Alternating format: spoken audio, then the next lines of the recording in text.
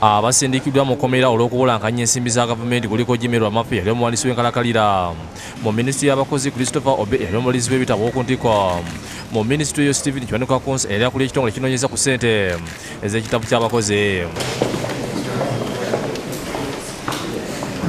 Abasitu bano oludde nga bavunaanibwa n'abalala okufiriza gavumenti ensimbi obuwumbi 88 mu bukadde 200 ng'omulamuzi Lawrence anyuidde engeri olukwe lw'okubba ssente zino ye lwakolebwamu. Ategeeza nti beekuba n'abamu ku bakungu mu banka enkulu abakungu mu minisitule by'ensimbi olw'omuzannyo ne bagumalira mu banka y'obusuubuzi eya Cairo.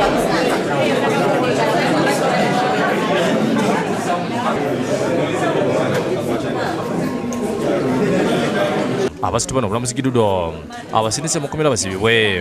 Omulamuzi alagirira Lwamafu asibwa emyaka 7, Kiwanuka asibwa emyaka 5 ate Obe yawaliddwa ekibonerezo ekinene eky'okusibwa emyaka 10.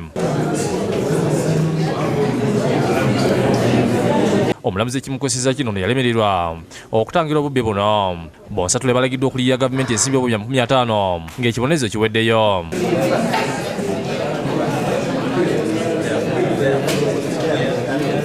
Bapulira bawabirwa banyogoze ng'omulamuzi ategeeza nti singa tebasindikiddwa mu nkomyo kigenda kutumbula obubbi bwa ssente za gavumenti so nga kkooti eno bino byerina okulwanyisa. Bano era balina emisango eno gibavunaanibwa omuli ogw'okubulankanya ensimbi obubbi 15 mu bukadde 400 nga kigambibwa nti zino zaalibwamu n'amateeka Bobo Kasango. Wadde bapulira bawabirwa tebalina kye boogedde ku nsala y'omulamuzi kyokka balina omukisa ogw'okujulira mu nnaku 14 zokka eziragirwa mu ssemateeka.